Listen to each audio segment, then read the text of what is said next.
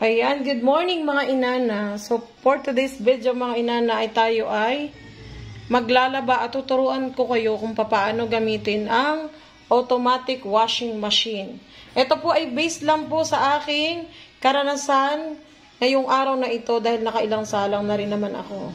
Naman ay kanya-kanya. Alam mo naman, may masasabi at masasabi pa rin naman ang iba. So, ilagay na natin ang ating lalabhang damit. Ayan. Ating ihulog na ang ating lalabhan. Parang nagalaw ang ating camera. Ayan.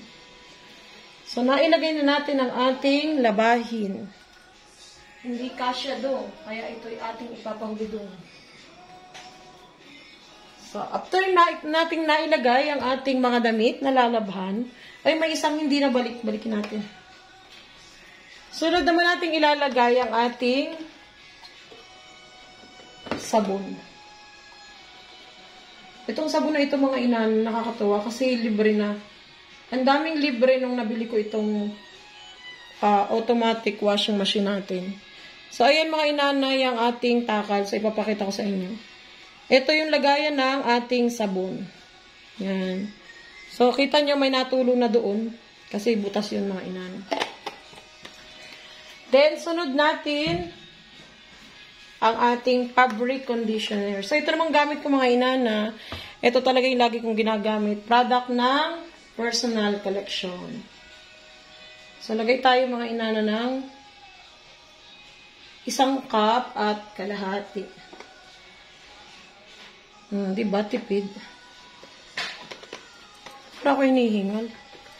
After natin mailagay ang ating damit, sabon at ang ating fabric conditioner, ating isara. So, yan naman mga inanay, nakasaksak na at naka-direct na yung ating tubig. Naka-direct na sa gripo mga inana.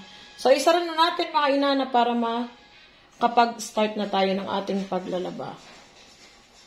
So, yan. Nagsara na siya mga inana at pipindutin na natin ang ating power. Ayan. Kung mapapansin nyo mga inana, ito po ay naka-set up na. Pero babaguhin ko mga inana. So, naka-normal yan mga inana. Hindi ko na po babaguhin kasi dito nakalagay normal, speedy, eco, jeans, air dry, blanket, soap, soft, yung baby mga dress. Yan, delicate, and then tab. So, ito mga inana, itong tab, ito yung gagawin natin once na lilinisin na natin itong ating automatic washing machine at tuwing isang beses lang sa isang buwan natin siya lilinisin. Yun yung sabi sa atin doon sa binilhan pagkakademo.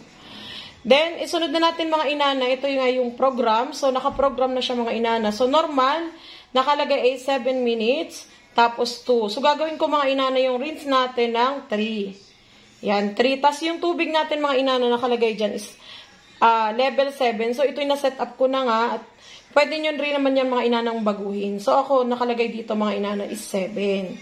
Tapos, yung wash natin mga inana, 15 minutes. So, gagawin ko siyang 20 minutes. Ayun mga inana. Tapos, halimbawa, gusto nyo ay, ang lalaban nyo ay mga jeans. Ay, di, pipindutin nyo lang itong program papunta sa jeans. Ganyan, oh. Yan, mga inana, oh. Yan. Tapos, yun. Sa jeans, nakalagay 9 minutes. Tapos, 3 sa rinse, tapos 20 minutes sa ano. Pero, depende sa iyo kung pwede mo pa yung baguhin. Then, sa blanket, ganun din mga inana. Basta pag blanket, pwede nyo baguhin kung ilang minutes. Pero dahil tayo nga ni, sabi ko nga ni ay normal, so balik natin. Yan. O, yan mga inana, nalipat-lipat ha. So, normal tayo mga inana. So, normal 7 minutes, tapos 3. Tapos, 20 minutes. Hindi ko na siya kailangang ibatad mga inana. So, ginagawa ko lang yung pagbatad katulad kanina sa puting damit. So, ito naman mga inana yung mga normal na damit natin pang araw-araw at hindi naman tayo nagtatrabaho sa kabundukan. So, hindi na natin need na ito yung mga pang araw-araw natin ginagamit. So, 20 minutes. So, naka-start na mga inana yan. Tapos, ito pala yung child lock mga inana. Ito yung kayo ay mayroong anak na mga maliliit, yung mga mahilig magpipindot. So, minsan kapag tayo ay busy, hindi natin makikita na yung palang ating washing machine ay pinaglalaroan na habang tayo naglalaba. So, pwede natin yung 3 second press mga madam, then para child lock. Pero dahil wala naman tayong bata dito sa bahay at matatanda na naman kami, ay hindi na natin kailangan galawin. Ito naman yung soak mga inana, kung gusto nyo ibinatad-batad muna. So, naka-timer na siya mga inana ng 20 minutes. Kung isusok nyo siya, yun yung batad. Pipindutin nyo lang po siya ng 2 second mga inana, and then pupunta na siya sa soak. Pero sabi ko nga, hindi na natin kailangan yung ibatad, ay hindi na. So, ayan, tapos na natin i-set up mga inana, at sabi ko nga ni normal, 7 minutes, 7 level yung ating tubig, and then 3 rinse, and then 20 minutes wash. So, start na natin mga inana. Ayan. So, ayan, ito yung kabuuan mga inana ng ating, ang tawag ito, paglalaba, 70 minutes mga inana. Minutes yun ano? Nagtanong pa ako mga inana ha. O diba, hindi kasi ako nagbo-voice over mga inana. Ito ay actual na binibideo, actual na binobosesan ko na. So, mapapansin nyo mga inana, kung kita dyan sa screen, may natulo na tubig. So, nagkakarga na po siya ng tubig. So, hanggang hindi na kukonsume yung level nating nilagay na 7, so, ganyan siya na, ganyan siya mga inana. Ayan. So, ganyan siya mga inana. Kanina, medyo hirapan pa kami kasi syempre bago. Nanood pa talaga ako mga inana sa ibang ano. Pero madali lang pala talaga siya mga inanang gamitin. So, ayan mga inana yung pag-start ng ating washing machine. So, mamaya ako papakita mga inana yung pagbaba at pag-ano ng tubig.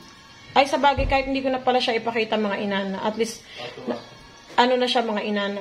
So, ito mga inana, paglalagay ng labahin, lahat na set up na natin, then na-start na, wala na tayong kailangan gawin, kundi ayun na lang natin tumunog. At pag tumunog yun mga inana, hahanguin na lang natin at ready ng isampay. Sabi ko nga ni kanina sa aking asaway, ito yung paglalaba na hindi ka na mababasa ang kamay. Ayan, mababasa lang. Di pag kinuha mo, yung ano lang mga inana. So, yun lang. Kaya, sa katulad ko na sobrang busy, tapos ang anak ko pa ay papasok, ay napakalaking alwan. Pero ewan lang sa ating kuryente kasi hindi natin nakuha yung inverter. Kasi unong time na bumili kami, wala pong pagpipilian na may inverter doon mga inana. So ito siguro nakatadhana para sa akin. Kasi pag ano ko, yun, binili ko ng mga inana. Kasi yung isa naming washing machine mga inana, bumigay ang ng tubig. Pero naganap pa siya mga inana. So yun mga inana. Kaya, laking tulong po ito sa katulad ko na sobrang busy sa araw-araw. Na kahit marami kang ginagawa, ay maisasangat mo ang paglalaba nang hindi ka po mag-aabala na, ay banlawin na, ay hahanguin na, ay dryer naman, ay lalagyan ng tubig, ay ano. Yun mga inana. Basta't nakaset up na yung tubig, nakasaksak, ka-power on, then set up natin, start natin yan, yun na. Tuturog yan ng kusa, then pag tumunog yan, ibig sabihin tapos na siyang maglaba, and then automatic po siyang nag-o-off. Yun ang kagandahan. Automatic siya nag-o-off, then pag maglalaba ka uli mga inana, lalagay si labahin, start uli ang power, then pag start na mga inana. Basta't naka-ready na yung ating ano. So yun lang mga inana, at sana ay, sa mga katulad ko pong baguhan pa lang sa washing machine ay, baguhan pa lang sa paggamit ng automatic washing machine ay, nakatulong po sa inyo yung simple kong tip kung paano gamitin ang ating automatic washing machine. Sa bagay mga inana, ito ay sabi ko nga ay sariling pamamaraan namin kung paano mga inana. Kasi ay mayroon po kasing napanood ako mga inana na iba-iba yung paraan ng paggamit ng automatic washing machine. So dahil sharp yung ating nabili is yun din ang pinanooran ko mga inana. Para at least mayroong idea ako kung paano mga inana paglalaba. Kasi sabi ko nga, iba-iba po ang setup ng automatic washing machine. Kasi marami na ngayon lumalabas mga inana na iba-ibang setup. Yung maraming pinipindot na halos lahat pipindutin mo. Ito hindi. Pag power off mo and then na setup mo, start tapos na mga inana. At sana maliwanag sa inyo mga inana. Ayan. So, sa katulad ko pong busy, mag-try na po tayo ng automatic washing machine. Yun lang for today's video. Thank you so much.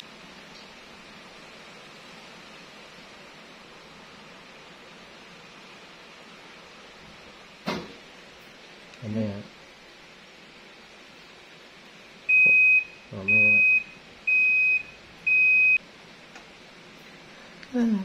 So, ito nga pala mga inana yung ating kadugtong ng ating pagtuturo sa paggamit ng ating automatic washing machine kasi baka mamaya maguluhanan kayo, hindi ko masyado napakita.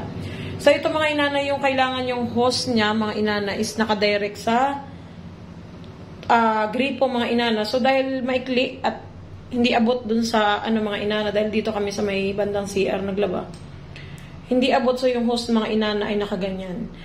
Hanggat naglalaba kayo mga inana, hanggat umiikot yung washing, ay hindi nyo kailangan patayin doon sa gripo kasi automatic nga siya nagkakarga at naglalabas ng tubig. Ayan mga inana, yun ang huwag nyong kalilimutan. Hindi mo siya dapat patayin. Halimbawa, ay nagpapaikot na ako. Ay nag-iikot na. Patayin ko muna yung gripo. Hindi pwede mga inana. Hanggat hindi kayo tapos maglaba, ay siya ay kailangang nakasaksak. Ayan mga inana. At ito naman ay automatic na namamatay, basta huwag nyo lang siyang papatayin sa main. And then mga inana, ito pa yung isa sa pinaka-importante na hindi katulad ng isang washing machine na manual na, ayan mga inana, pansin nyo, nagkakarga siya ng tubig kasi nagbanlaw na siya ng unang banlaw. So pangalawang banlaw niya, nagkakarga na siya ng tubig. So ito mga inana, yung sabi ko kanina, na hindi siya katulad ng ibang, yung washing machine na manual mga inana na baba. Once na mag-start ka ng maglaba, kahit hindi siya nagbababa ng tubig, kailangan po siya ay nakababa. So, yun lang mga inana, at sana ay nakatulong yung aking simpleng pagbibideo mga inana. At sa katulad ko pong gustong bumili ng automatic washing machine, ay maganda po siya mga inana. Hindi ho kayo mahihirapan.